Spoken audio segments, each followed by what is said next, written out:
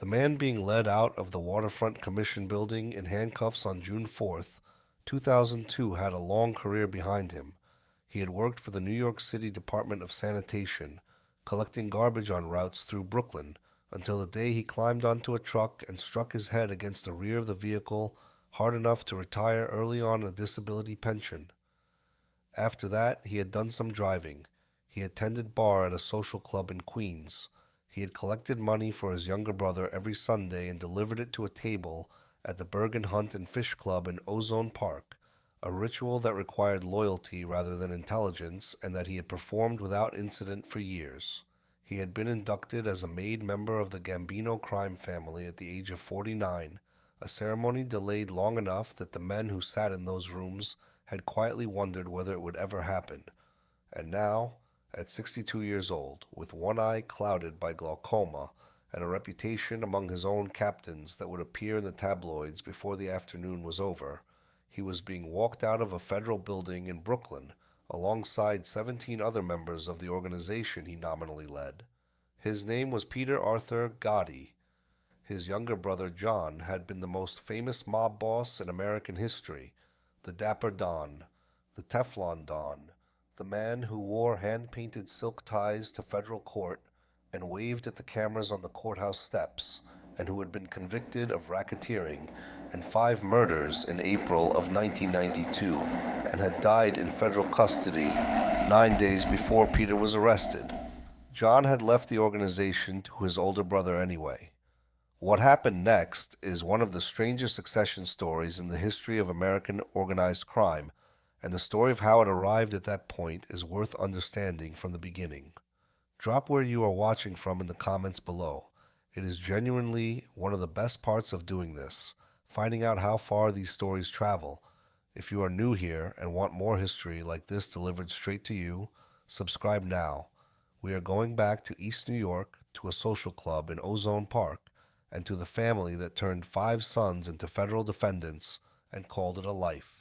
The Bronx in the 1930s and 1940s was a poor place, which is to say it was the kind of poor that does not announce itself with a single dramatic fact, but accumulates through 100 small ones: the number of children sharing a room, the work the father managed to find, the neighborhoods through which a family moved as circumstances changed and rarely improved. John Joseph Gotti Sr. and his wife Philomena, known to everyone as Fanny, had 13 children. 2 died in infancy. The 11 who survived grew up in a household that could not afford stability and did not provide it. John Sr. worked as a day laborer when he could find work, which was not always. The family moved frequently and without much plan, following the logic of rent and eviction that governed working-class life in those years. Of those 11 children, 5 were sons who would eventually enter organized crime. Peter Arthur Gotti was born on October 15th, 1939, the eldest of those 5. John Joseph Gotti Jr., who would become the most recognized figure the family produced, arrived 14 months later on October 27th, 1940. Richard Gotti arrived in 1942. Gene Gotti in 1946. Vincent Gotti completed the 5 brothers. All 5 would eventually appear in the records of the Gambino crime family. All 5 would face federal scrutiny before the era closed. By the time Peter was approximately 12 years old, the family had settled in East New York, in Brooklyn, which had been organized around the presence of organized crime for a generation before the goddess arrived. Carmine Fatico, known as Charlie Wagons, ran his operation as a capo regime in what would eventually become the Gambino crime family, out of a clubhouse in East New York. Fatico's crew handled bookmaking, loan sharking, gambling, and hijacking, particularly at the freight yards near Idlewild Field, which would later be renamed John F. Kennedy International Airport. The structure of the neighborhood made it nearly impossible for any ambitious young man from a poor family to miss what was operating around him, and it made the path into Fatico's orbit look, to boys who grew up watching it, like an ordinary kind of employment rather than a catastrophic one. John, a year younger than Peter and possessed from childhood of both intelligence and a willingness to deploy violence quickly, began running errands for Fatico's club in his early teens. He dropped out of Franklin K. Lane High School at 16. The Fulton Rockaway Boys, a street gang named for an intersection in Brooklyn, was the institution through which he first understood himself as someone who could lead rather than follow. Angelo Ruggiero, who would become one of his closest friends in the family for the rest of their lives, was part of that gang. Peter was in that world too, but the record of his early years is thinner, the personality less vivid, the footprint smaller. He did not become the face of anything. He did not leave a trail of stories. What Peter left was a different kind of record, a record of reliability without ambition, of presence without dominance. He showed up. He did what was asked. He did not push for more than he was given, and he did not appear to resent that the world around him had concluded his younger brother was the more interesting Gotti. In the culture of the organization the family was gravitating toward, that assessment was not unusual. Every organization produces men who serve and men who lead, and the two categories rarely overlap cleanly.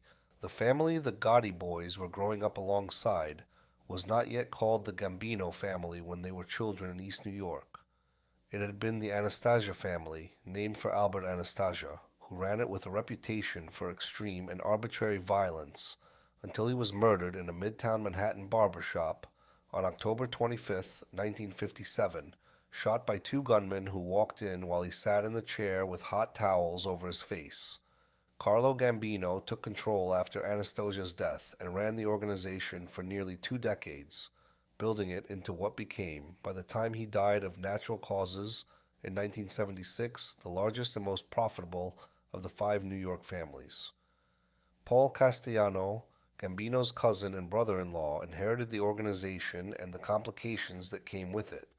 Fatico moved his crew to Ozone Park in Queens around 1972, establishing the Bergin Hunt and Fish Club on 101st Avenue as the operation's new headquarters. It was the kind of social club that existed all over New York in those years. A storefront with a bar and some card tables and a back room. Officially a civic organization, actually the physical center of a criminal enterprise.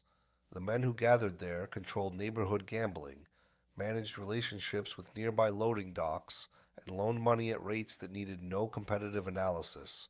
They were the men who knew what the neighborhood cost and who you paid to operate inside it. Peter Gotti settled in Howard Beach, Queens, married a woman named Catherine, and had 2 children, a son, Peter Jr., and a daughter, Linda. He took a job with the New York City Department of Sanitation. This was not, in the world the Gotti brothers inhabited, an unusual choice. Their father had worked irregular labor his entire adult life. The sanitation department offered what their father's life had not: stability, a regular paycheck, health coverage, and eventually a pension. It offered something else as well, something that in the world of organized crime carried a value beyond the weekly wage. A man who worked for the city was a man with an explanation for his income that required no further examination. Peter worked the garbage routes of Brooklyn for years, doing this while his younger brother climbed the family's hierarchy and continuing after John had already begun to attract serious federal attention. He did not leave the sanitation department voluntarily. He left because one morning on the job he climbed onto a truck and struck his head against the rear of the vehicle, hard enough to qualify for a disability pension. He applied and received it. The men at the Bergin found this funny, not primarily because of the injury itself, but because of where the accident had made its mark. The joke, which circulated with the variations across the years that followed, was that the accident had occurred to the one part of Peter's anatomy that was guaranteed to sustain no lasting damage. Peter appears to have received this characterization without visible complaint. That acceptance was itself a form of information about who he was. By the time Peter left the sanitation department, his younger brother John had been, for nearly a decade, one of the most consequential figures in New York organized crime. The distance between them, which had always existed without being dramatized or acknowledged, had grown into something more visible and more permanent. John had moved through Fatico's crew by demonstrating the 2 qualities the organization valued above most others: willingness to do what needed doing and a capacity to earn. He had been arrested for hijacking cargo from trucks leaving Kennedy Airport. He had served 3 years in federal prison in Pennsylvania, beginning in 1969, and returned from that experience without the diminished standing that incarceration often produces in people who had not yet fully established themselves. He returned with a reputation instead. During those years, he had come into contact with Aniello Della Croce, the family's underboss, who operated out of the Ravenite Social Club in Little Italy, and who recognized in John Gotti something of his own orientation toward how the world should be managed.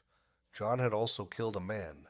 In 1973, when a small-time thief named James McBratney murdered a Gambino associate and then eluded the family's initial efforts to locate him, John Gotti and two other men found McBratney in a bar on Staten Island and shot him dead. He pleaded guilty to attempted manslaughter and served 2 years. He emerged from that sentence as a made member of the family with an expanded role in the crew. By the time Fetico stepped back due to his own legal troubles in the late 1970s, John had effectively inherited the operation. Peter's trajectory across these same years is harder to document precisely, which is itself a form of documentation. He was present. He helped tend the club. He drove John when John needed driving. He drove Gene when Gene needed it. He was, in the vocabulary of the organization, a reliable associate who did not generate problems and did not generate headlines, which in the world of the Gambino family during those years was understood as a specific kind of usefulness. Not every function in a criminal organization requires brilliance. Some require someone who will show up, keep quiet, and not embarrass the people above him. John was promoted through the family's hierarchy steadily throughout the 1970s and into the early 80s. He became the recognized head of the Bergin crew. He earned a reputation as a producer, a man whose operation generated money reliably and who could be counted on to send his tribute upward through the structure without complaint.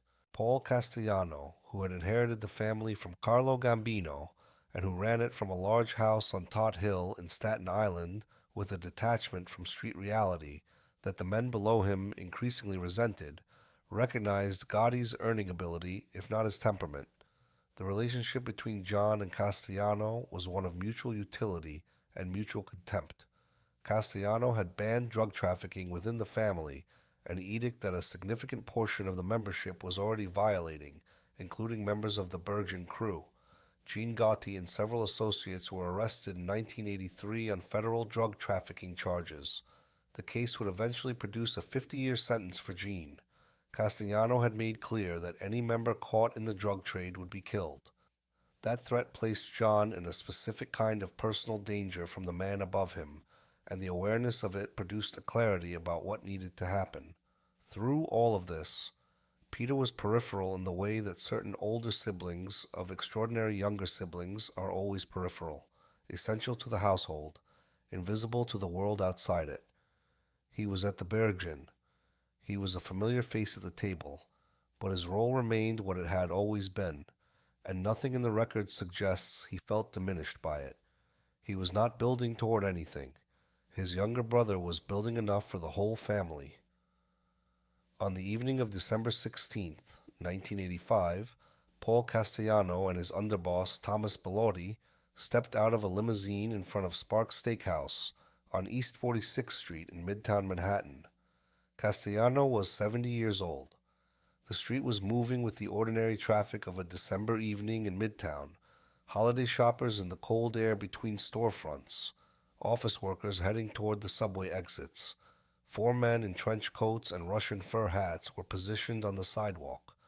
As Castellano and Bellotti stepped out of the car, the men opened fire. Castellano was shot 6 times. Bellotti was shot 4 times. Both died on the street in front of the restaurant.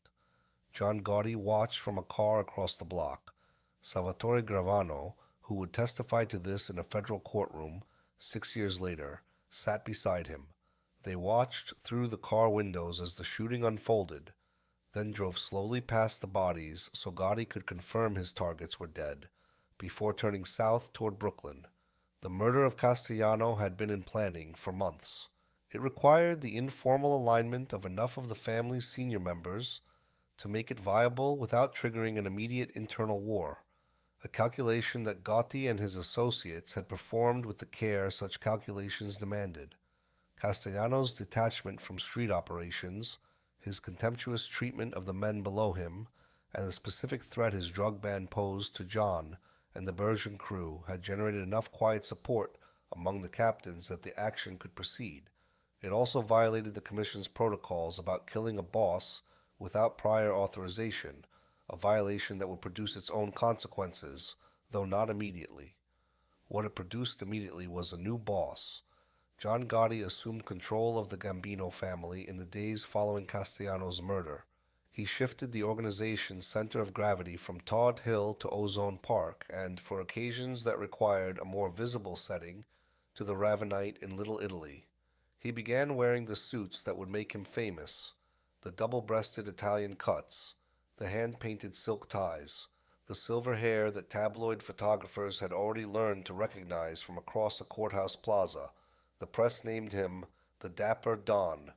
Federal prosecutors named him the primary target of the most ambitious organized crime prosecution in the history of the Eastern District of New York.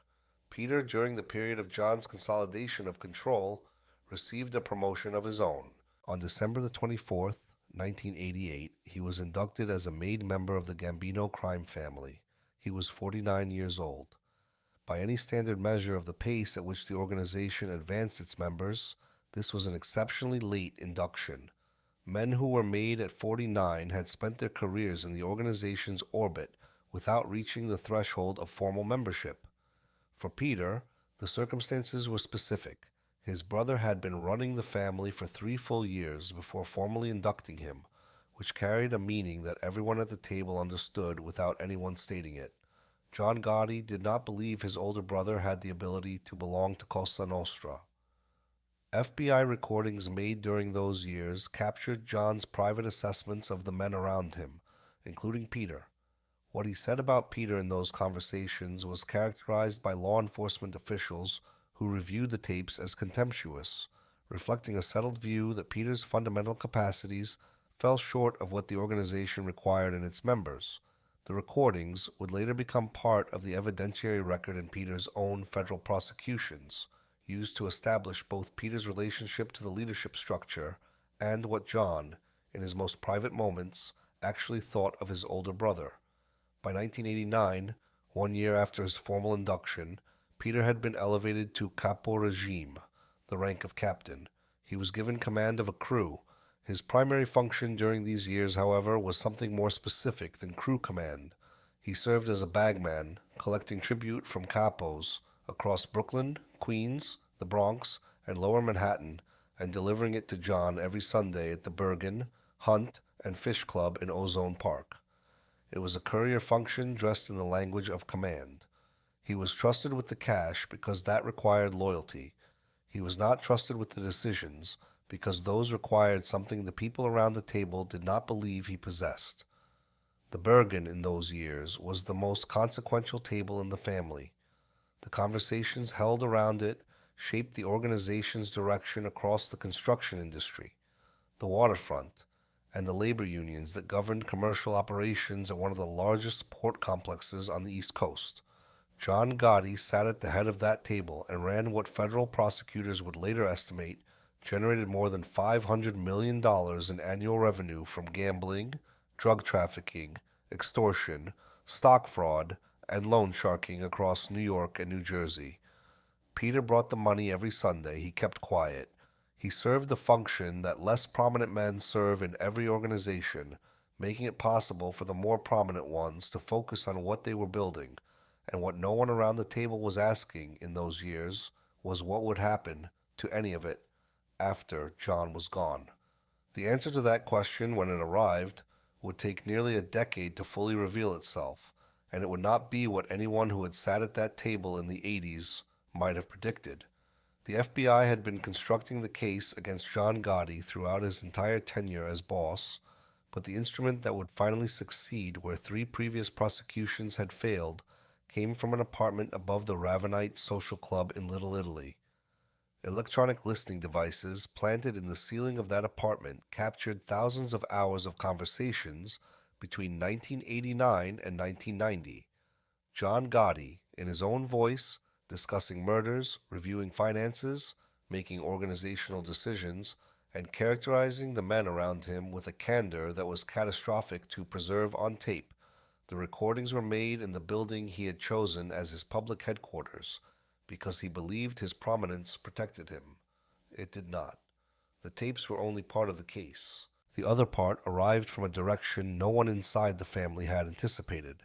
Salvatore Gravano, known throughout the organization and in the press as Sammy the Bull, had been the Gambino family's underboss since John had promoted him following Castellano's murder. He had been one of Gotti's closest associates. He had been one of the most feared men in the organization and one of the most operationally effective. He had confessed to participation in 19 murders. He was, by the reckoning of everyone who understood the family's inner workings, the figure most responsible for keeping the day-to-day operations of a complex criminal enterprise coherent, while John occupied himself with the public dimensions of running it. In 1991, Gravano heard himself on the Ravenite recordings. He heard John Gotti discussing him in terms that assigned Gravano primary responsibility for decisions they had made together, framing Gravano in ways that would be devastating in a courtroom, while positioning John as a more peripheral figure in the same events. Gravano understood precisely what he was listening to. He agreed to testify for the government. John Gotti's trial on racketeering and murder charges opened in federal court in Brooklyn in February of 1992. Gravano sat in the witness stand and described, with the calm of a man who had made a complete decision, the operations of the Gambino family under John's leadership. He described the planning and execution of Castellano's murder, the car where he and Gotti waited across the street, the walkie-talkies used to signal the shooters, the slow drive past the bodies to confirm the result. He described murders John had ordered, the tribute structure, the family's reach into unions and construction, and the waterfront. He had participated in 19 killings and was testifying from a cooperation agreement that would eventually produce a 5-year sentence. The jury could perform its own arithmetic on what his testimony was worth to the government. John Gotti was convicted on April 2nd, 1992. The charges included 5 murders: conspiracy to commit murder, obstruction of justice, illegal gambling, extortion, and tax evasion. On June 23rd, Judge I. Leo Glasser sentenced him to life in federal prison without the possibility of parole and imposed a fine of $250,000.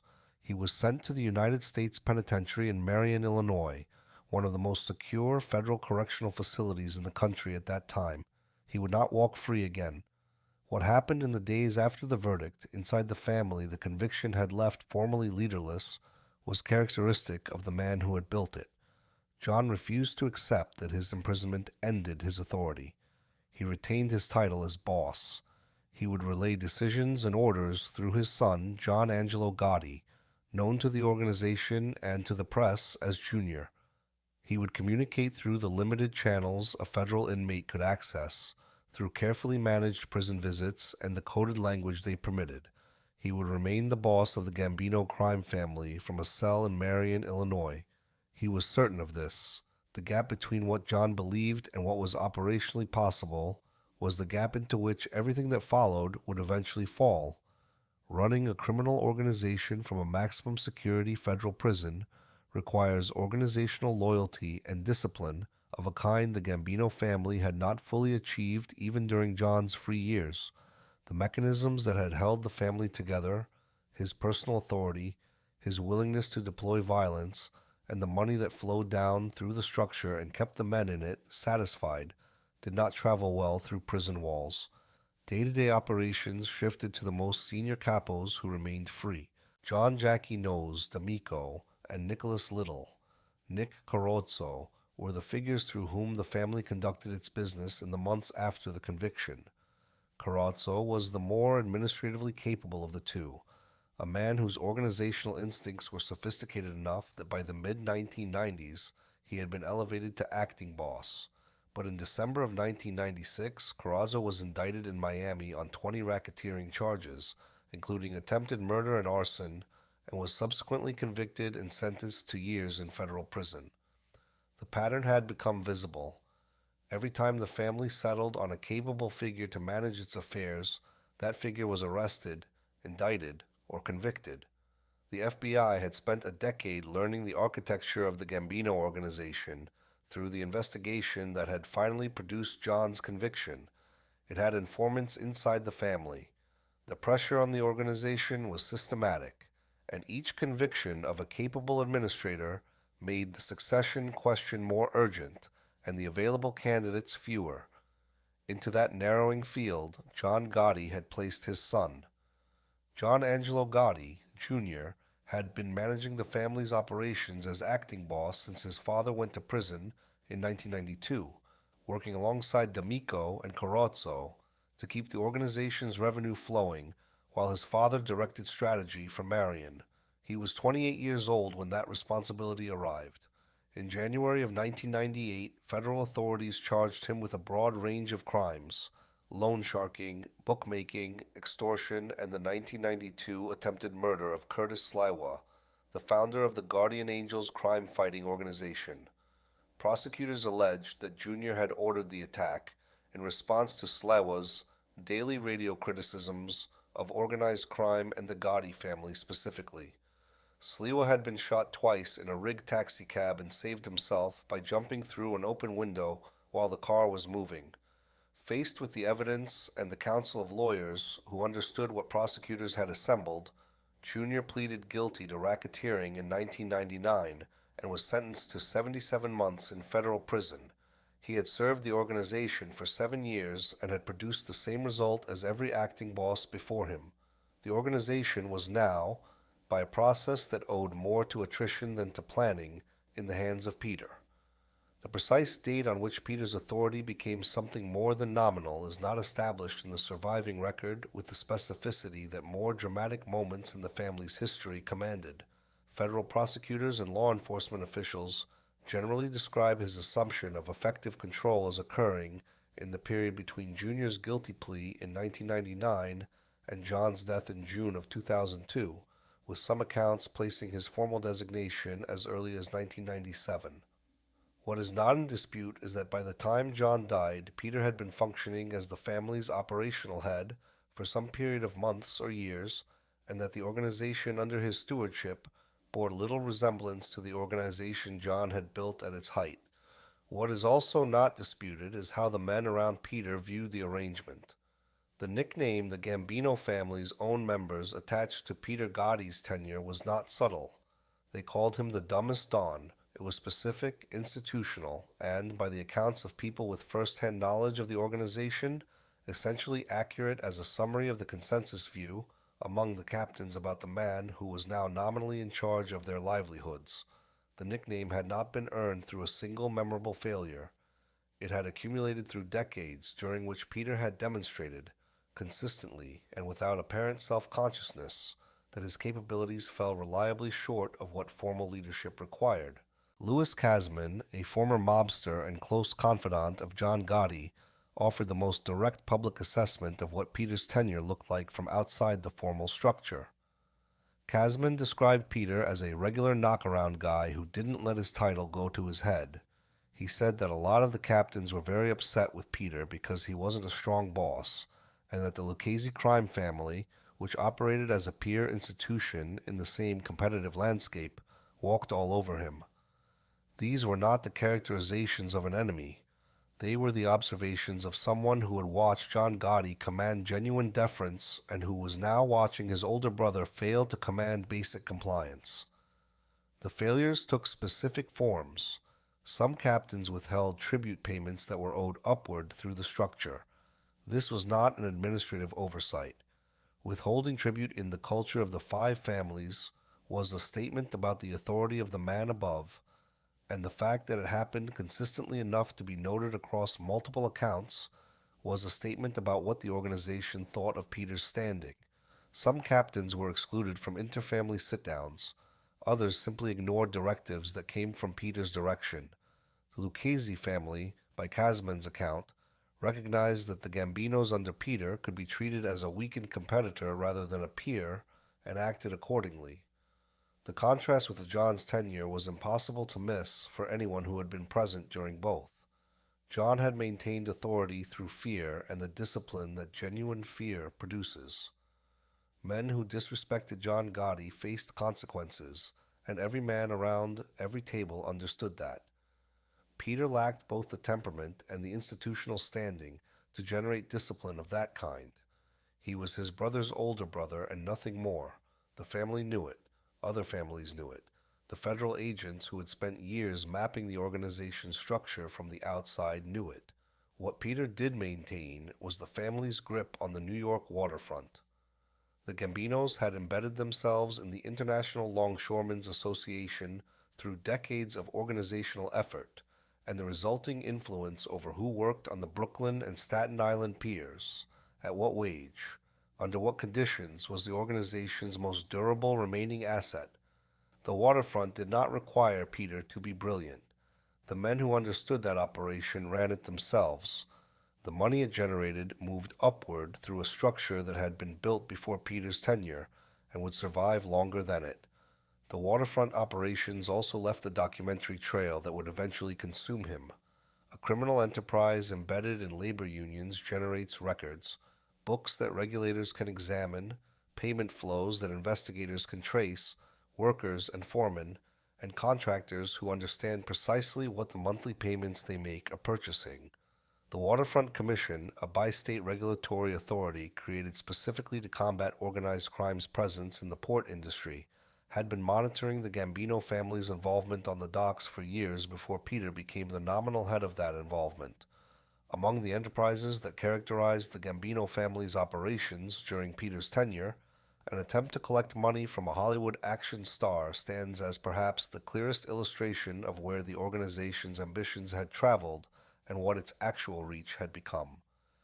The episode centered on Julius Nasso, a film producer from Staten Island who had been Steven Seagal's business partner for approximately 10 years. The two had made films together, built a commercial relationship, and then separated when Seagal, reportedly on the advice of his spiritual advisors, decided to step away from the violent action movies that had made him famous. Nasso had already committed to 4 projects that were supposed to feature Seagal. He believed the actor owed him compensation for the arrangements he had built around Seagal's continued participation. The amount Nasso believed he was owed, according to prosecutors, was $60 million. He did not have a legitimate legal mechanism to collect $60 million from a movie star who had simply decided to work with someone else. He turned to a man who understood the mechanics of collection in a different register. Nasso brought his grievance to Anthony Sonny Ciccone, a Gambino family captain. Ciccone organized meetings at which Seagal was presented with the expectation that he would settle the matter in Nasso's favor, or experience consequences he would not enjoy. Seagal attended at least one such meeting. He then went to the FBI. Siegel's decision to cooperate with law enforcement produced a case against Nasso, Ciccone, and other Gambino associates. Nasso eventually pleaded guilty to conspiracy to extort and was sentenced to 1 year in federal prison. Ciccone was charged in the same indictment that named Peter Gotti as its primary defendant. The indictment was unsealed on June 4, 2002. Peter stood as the lead defendant among 19 individuals charged with a wide array of federal offenses: racketeering, racketeering conspiracy, extortion, money laundering, honest services wire fraud, illegal gambling, and witness tampering.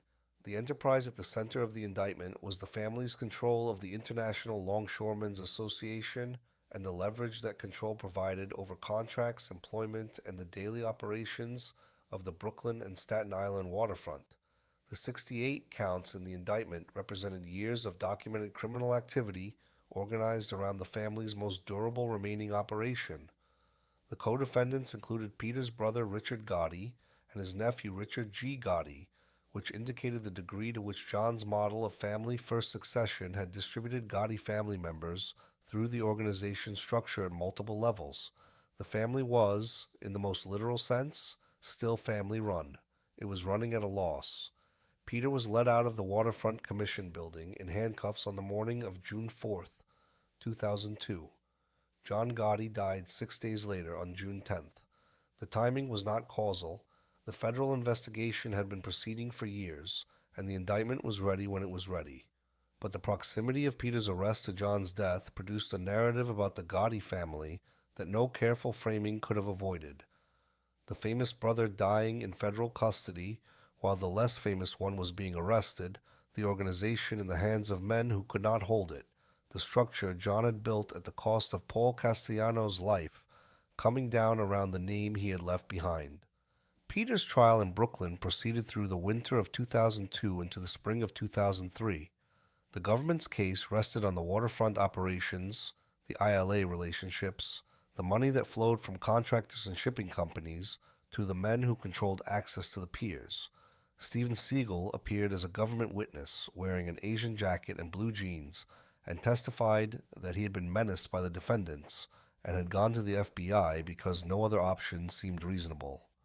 When a defense attorney asked him in cross-examination whether he had once tried to hire a former CIA operative, Seagal said he was not the one on trial, which was accurate and which the judge agreed with. On March 17, 2003, Peter Gotti was convicted of extortion, money laundering, and racketeering. He was 63 years old. On April 15, 2004, United States District Judge Frederick Block of the Eastern District sentenced him to 9 years and 4 months in federal prison, with credit for time already served since his arrest. He was already in federal custody when the second case came. The attempt to kill Salvatore Gravano was not a complicated plan, as criminal undertakings go. It was a revenge project, driven by the sustained fury of a family that had watched its most famous boss, convicted largely on the testimony of the man who had been his most trusted associate. The project reflected with unusual clarity the organizational priorities of the Gambino family under Peter's watch in the years following John's imprisonment. Gravano had made specific choices after his cooperation agreement was completed and his 5-year sentence was served. He had left the witness protection program. He was living in Arizona under his own name, making no particular effort at invisibility, and he had communicated to the media that if anyone came looking for him, there would be body bags going back to New York. He had confessed to participation in 19 murders and had served 5 years, a sentence so dramatically reduced by the value of his testimony that it had become, in press accounts of the era, a recurring illustration of the compromises federal prosecutors make when they need what a witness knows. Videotape conversations between John and Peter, recorded by federal authorities during prison visits in the years after John's conviction, captured the Gotti brothers discussing Gravano with an explicitness that left little room for alternative interpretation. In one recorded exchange, John told Peter, "We'll answer this rat." The recordings were played for jurors at Peter's second federal trial and constituted some of the most direct evidence of what the family had intended and what Peter had agreed to pursue. Peter Gotti and Thomas Huck Carbonaro, a Gambino family captain, were charged with conspiring between October of 1999 and May of 2000 to kill Gravano in Arizona. The planned methods included a homemade landmine and a hunting rifle. The $70,000 bounty committed toward the project was documented in the government's case. What ended the plan was not a change of heart or a failure of logistics. In the spring of 2000, Gravano was arrested in Arizona on drug trafficking charges arising from an ecstasy distribution operation he had been running with his son and other associates. His arrest made the execution plan moot in the most direct way available. A man in federal custody is considerably harder to reach than a man living freely in a desert suburb. The conspiracy had not produced a body. It had produced a paper trail. The trial in the Southern District of New York in Manhattan was Peter's second federal prosecution in as many years. He was already serving the sentence from the Brooklyn conviction when the Manhattan case proceeded. The evidence included the prison visit videotapes, the documentation of the conspiracy's planning and financial commitment, and the testimony of government witnesses with knowledge of the family's internal discussions and decisions. Carbonaro was convicted alongside Peter. An anonymous jury, impaneled in the standard manner for organized crime prosecutions, returned a guilty verdict. On July the 27th, 2005, United States District Judge Richard C. Owen sentenced Peter Gotti to 25 years in federal prison for racketeering conspiracy, including the murder conspiracy against Gravano. The combined effect of the two convictions was a projected release date of 2032. Peter was 65 years old at sentencing. Completing the sentence would require him to reach the age of 92. During the trial proceedings, his own lawyer had advanced a defense that required arguing, in substance, that Peter was not capable of having been the operational head of a criminal enterprise sophisticated enough to commit the crimes the government described. The argument asked the jury to receive the dumbest Don characterization as exculpatory. It was the most available defense the evidence permitted. The jury did not accept it. The fact that the argument was made, and that the lawyer who made it had concluded it was the most viable option at his disposal, was its own form of information about the gap between the position Peter had nominally held and the capacity anyone around him believed he actually possessed. The federal prosecutions produced a form of collateral damage that extended beyond the sentences themselves, reaching into the private dimensions of a life that had never sought public attention and was not equipped to withstand it. During the Brooklyn trial in 2002 and 2003, federal prosecutors disclosed information gathered in the course of their investigation that Peter Gotti, married to Catherine since 1960, had been conducting a sustained affair with a woman named Marjorie Alexander. The disclosure was part of the prosecution's factual record concerning Peter's personal and financial relationships during the period of the charged offenses. Marjorie Alexander did not retreat from the disclosure. She acknowledged the relationship publicly and told reporters that she was proud of having loved Peter, that she had taken a chance, and that what had followed had destroyed her. She had no apparent intention of allowing the exposure to pass without confirming it in the most explicit terms available to her. Peter, communicating through his lawyer, was furious. He broke off all contact with Alexander immediately. His lawyer, Gerald Shargle, told reporters that Peter had been very much in love with her and that the public revelation had been a catastrophe. What followed was worse. Marjorie Alexander died by suicide in 2004. She had been publicly identified as the longtime companion of a convicted organized crime figure. She had confirmed the relationship herself in terms that left nothing ambiguous. She had been abandoned by the man she described loving, after the press had made the abandonment a matter of public record. She died before the second of Peter's two federal trials had concluded. Catherine Gotti filed for divorce. The marriage that had begun in 1960 was finalized in 2006. Peter was in federal custody by then, serving the first sentence, awaiting the verdict that would produce the second. The personal architecture of his adult life had collapsed in the space of 2 years in ways that no amount of organizational loyalty, had it been offered, could have repaired. What those circumstances revealed was the specific difference between what John's era had produced and what Peter's had. John had been public in every direction: his crimes, his trials, his loyalties, his persona. The visibility that ultimately destroyed his freedom had also, in a particular way, protected his closest relationships.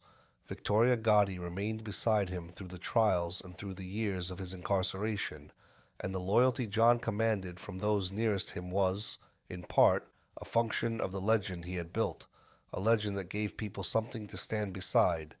Peter had no such legend.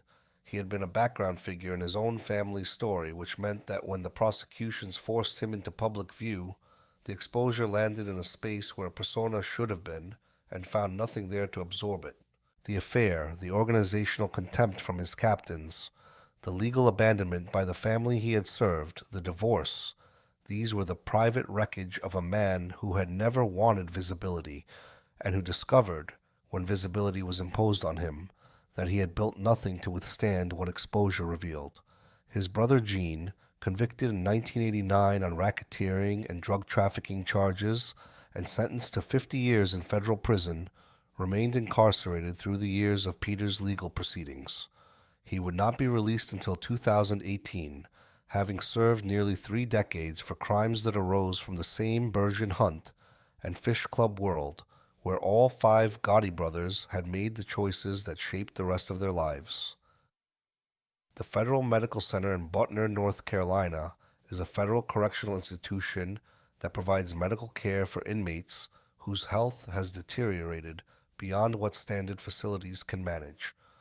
Peter Gotti spent his final months there.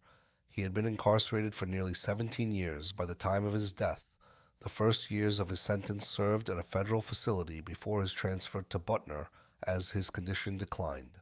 Peter had entered federal custody at 62, with glaucoma already costing him the sight in one eye. That condition had given him one of his organizational nicknames long before his arrest, One-Eyed Pete. In custody, additional conditions accumulated in the way they do for men of his age in environments not designed for their long-term medical management: thyroid problems, heart problems, cancer, dementia eventually. Each petition filed on his behalf and each medical update described a man whose physical capacities were diminishing toward a projected release date of 2032, a number that had ceased to represent a real possibility and had become a form of arithmetic cruelty. By 2019, his lawyers were filing motions for compassionate release under the First Step Act of 2018, the federal prison reform legislation that created a mechanism for judges to reconsider sentences for elderly and ill inmates whose continued incarceration no longer served a penological purpose proportionate to its cost. The filings described Peter as a man who had genuinely reconsidered the choices that brought him to where he was, who had expressed remorse, who no longer tried to justify his actions or defend the decisions that had landed him in federal custody. He wanted to spend whatever time remained to him at home in Queens, rather than in a medical facility in North Carolina. The papers noted that he believed he was dying, and that he wanted to avoid dying in the same kind of institution where his brother had died. The contrast with John's posture in custody was complete. John had maintained defiance through every year of his incarceration with the consistency that his public persona required, and had died in federal custody in June of 2002, without offering anything that the government or the public could receive as admission or regret. Peter's contrition, if genuine, arrived at a different point in the story's arc. A judge denied the first compassionate release application in September of 2019. The lawyers filed a second application in December of that year. Peter's lawyer, James Craven III, wrote in court papers that his client felt he was dying and feared the matter would become moot before a decision could be made.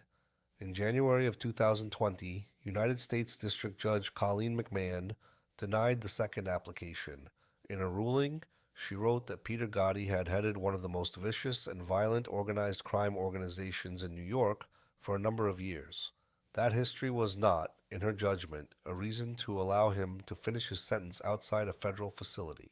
Craven remarked publicly that even Stevie Wonder could see his client was no longer dangerous, and described Peter as being merely as dangerous as he looked, which, given Peter's condition by that point, was a statement about the implausibility of the concern rather than a defense of his prior conduct. The mechanism for release had been exhausted. Peter Gotti died on February 25th, 2021, at the Federal Medical Center in Butner, North Carolina. He was 81 years old. He had served more than 17 years of a sentence whose completion would have required him to survive past 92. The Gambino family had completed its succession planning well before his death. Domenico Cefalù had assumed the leadership around 2011, approximately 7 years after Peter's effective removal by his federal convictions. The organization that Peter had nominally led from approximately 1999 to 2003 existed by the time of his death in a form that bore only limited resemblance to what it had been during John's tenure, a consequence of both the specific prosecutions that had targeted Peter's years at the top and the cumulative effect of the decade of federal attention that had preceded them. The waterfront operations that had been the primary documented enterprise of his tenure, the operations that had produced the 68-count indictment that began the formal end of his freedom, had been disrupted by the same prosecutions that produced his conviction. The captains who had ignored his authority during his years as nominal boss were, by 2021, themselves older, some convicted, others operating at a fraction of the capacity they had maintained when the family commanded the kind of institutional power that John had built. The family that John Gotti had killed Paul Castellano to lead was alive in some attenuated sense when Peter died. The era that bore the Gotti name was not. The story of Peter Gotti is, in its essential structure, the story of what happens when the most important decision a leader makes is governed by sentiment rather than judgment. John Gotti built the Gambino crime family into the most powerful criminal organization in the country, and then, when forced to confront the question of who would follow him, chose blood over competence at every level of the succession, his son first, his brother second, the surname as the organizing principle above all other considerations. The logic of that choice was not complicated. It was the logic of a man who trusted blood above everything else in a world where trust had always been the most dangerous commodity available. The consequences were specific and irreversible. A man his own brother did not believe capable of belonging to the organization inherited the organization. The captains who had thrived under John's authority and who had no reason to fear Peter felt free to treat his leadership as bureaucratic inconvenience rather than operational reality. Other families understood that the Gambinos could be managed as weakened competitors rather than as equals. Federal prosecutors, who had spent a decade mapping the family's structure through informants and wiretaps, found that the organization under Peter was generating evidence at a pace that made the next round of prosecution relatively straightforward. What John chose when he chose Peter was not a successor. He chose a placeholder. And he chose one from blood because that was what he understood and what he trusted above any other criterion. The 5 sons of John and Fanny Gotti had grown up poor in apartments in the Bronx and Brooklyn, in a world where the organization around them was the only available map towards something other than their father's irregular labor. All 5 found their way into it. None found a way out that did not involve a federal courthouse.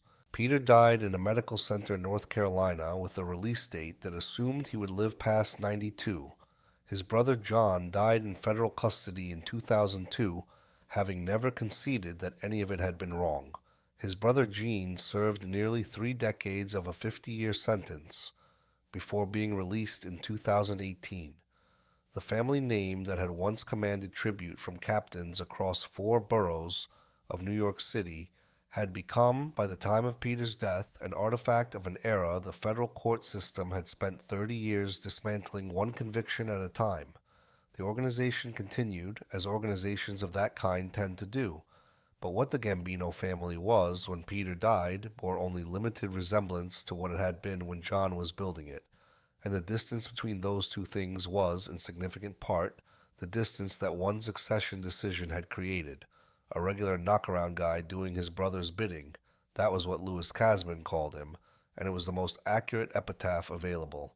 Everyone who had watched the whole story unfold, from a table at the Bergin Hunt and Fish Club in Ozone Park to a federal medical center in North Carolina, would have agreed with it, and none of them more readily than the man himself.